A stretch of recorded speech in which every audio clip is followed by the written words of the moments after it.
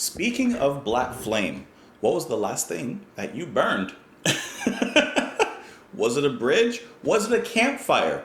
Was it a house like I had almost done when I was in high school? But that's another story for another time.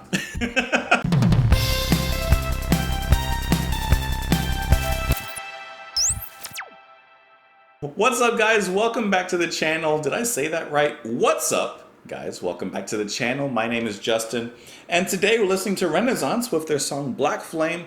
This is off of their album Turn of the Cards, released in 1974. A band that, as soon as I heard Ocean Gypsy, I went back on my own, like this was a while ago, and listened to Scheherazade, and geez, that's a classic album, an underrated album. To me, should be pushed up just a little bit higher in the prog pantheon, okay? This song has been a recommendation from quite a few of you, and it's never that hard to get me to go back to Renaissance, so thank you guys so much for that. Anyways, one of the coolest things happened, which thank you Lightmane for giving me the link and letting me know. But the actual band, Renaissance, shared one of my videos on their Facebook page. Which, can I just tell you, that blows my mind? For a band like Renaissance to see my video, for saying they enjoyed the video and for sharing it, I mean, that's like the highest praise, okay? Renaissance, if you're watching, if you happen to be watching, thank you so much for that. That was incredible. You guys are absolutely amazing. You can join me on Twitter. You can join me in the comments down below. I hope that you guys are having a fantastic day. And let's do it. This is Black Flame by Renaissance.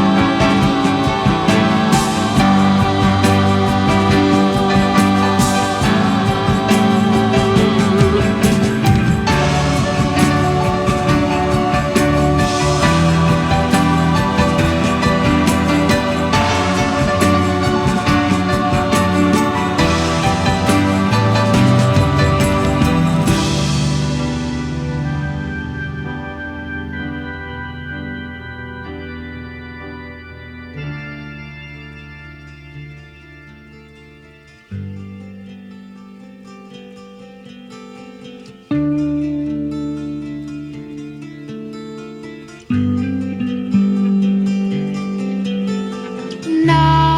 I'm weak, I am losing. I never thought I'd stop trying.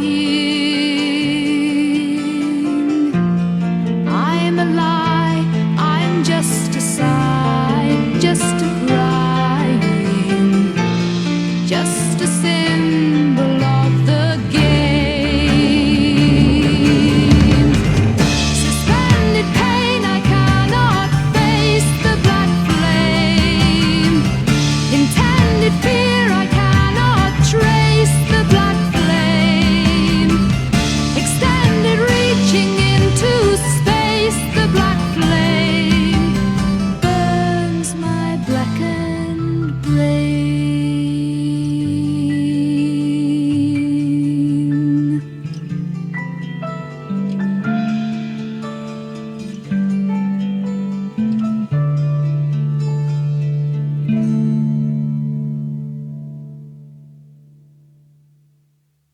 I don't know what you want me to say.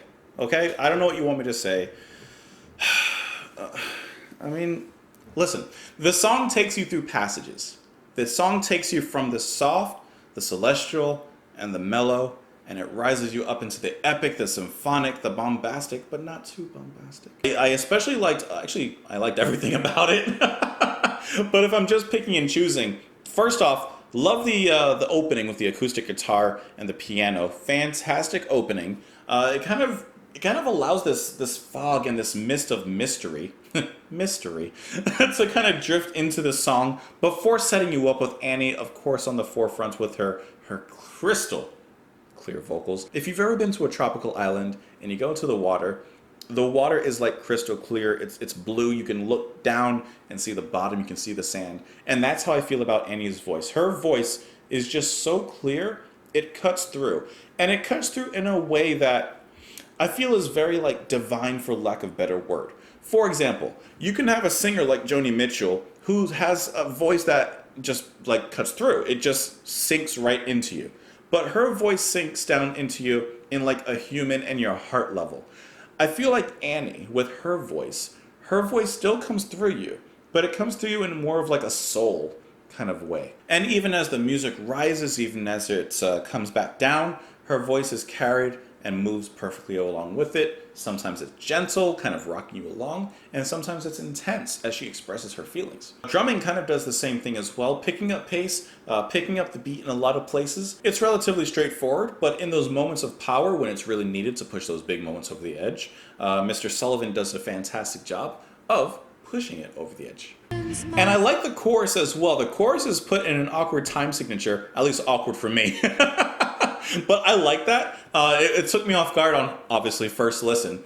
But I think, and I'm trying to work all this around, I think that it switches from 3/4 to 4/4. I think this one's a little simpler. I hope I got that right, because it's bum bum bum bum bum bum bum bum bum bum bum, something like that. 1 2 3, 1 2 3 4. I'm working on it. I told you guys a long time ago that I'm actually working on it. Not like in depth working on it, okay? I mean like casually working on it. I think that that's a cool way to set up the chorus. It's a little unconventional, and it's really cool. It makes it a little bit more unexpected, and I like unexpected things because to me, that helps things actually last. And something like music, it helps it retains the forever value. And then I like how at the end of the chorus, all of that power and all of that buildup is kind of washed away. We just get one line afterwards that is kind of like this nice and quieter refrain before kicking back into the verse. I think that's a nice way to end the chorus because it has so much power behind it. I think ending it on a softer note actually gives it more power.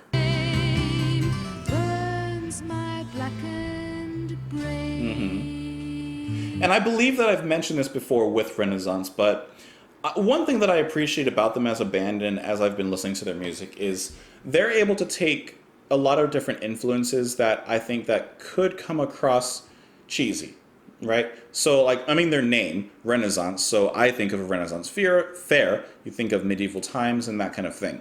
Now, you kind of get that in their music. Some of their music does sound like medieval music. but the way that they incorporate that into the way that they progress in their rock sound, in their progressive folk sound, it actually comes across as much more sincere and not at all cheesy. Like, literally not at all.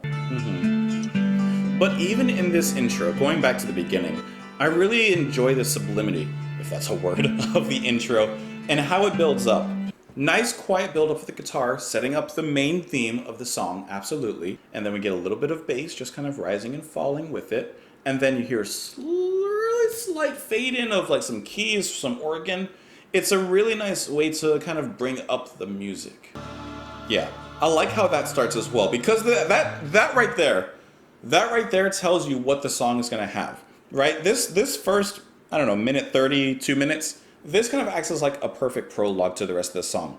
It tells you, yes, it's going to be soft, it's going to be melodic, but there's going to be some bigger moments coming in. I feel like those backing vocals, the guitar hitting up a little bit more, that's all hinting towards bigger, and I don't want to say better because it's all good, but bigger and bigger things. Never heard my conclusion. Okay, only in the first verse of her singing, I think I've mentioned this before, and I'm pretty sure I've mentioned this before, but one thing I also really enjoy about her singing is that even if she's singing on a lower range, even if she's not necessarily pushing out as much, you can still hear all of the training, the technique, and the power and passion that's in her voice, even when she's not necessarily trying to. It just comes out that way. And I feel, and I haven't watched any interviews with her or anything, but I feel like if you were to watch interviews with her or hear her speaking, I feel like she would come across, more than likely, this is just a guess, I feel like she's soft-spoken, but she's the type of person where when she speaks, everyone else in the room listens. The way that the harmonies hit on the end of that note, and then piano is allowed to rise up behind it, she's still carrying the note, everyone's still carrying the note, and the music just continues to envelop and surround them. Yeah, and then that whole theme just continues throughout the rest. I mean, this was a great song. I really enjoyed this. Thank you guys for the recommendation, because, you know, it's never that hard to get me to come back to Renaissance. The lyrics. Black Flame is the name of the song. I am words, I am speaking. I never heard my conclusion. Lost the way in my confusion, in illusion, lost inside the picture frame. I'm not to blame, I didn't see the black flame. I'm not ashamed, it's poetry, the black flame. It's rearranged, or I'm rearranged, it's changing me, the black flame. Burns my blackened brain. So the question to me is, what is the black flame? Well, I know that was a plot device in the Disney movie Hocus Pocus, but I'm not 100% sure what it is here.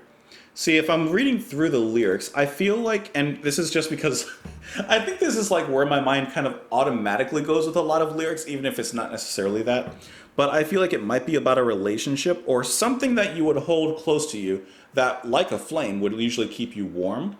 But this is a black flame, something that should keep them warm, should comfort them, but is actually hurting them. And then at the end of the chorus, she says, I'm rearranged, it's changing me, the black flame, burns my blackened brain. Okay, so that line right there to me is really telling, burns my blackened brain. Her brain is blackened. Her brain is already burnt. So this is just like further damage. And then the next lines, I am strong, I am leaving. I never knew I'd feel the need so. Where to go? I'll turn the flow I could not know.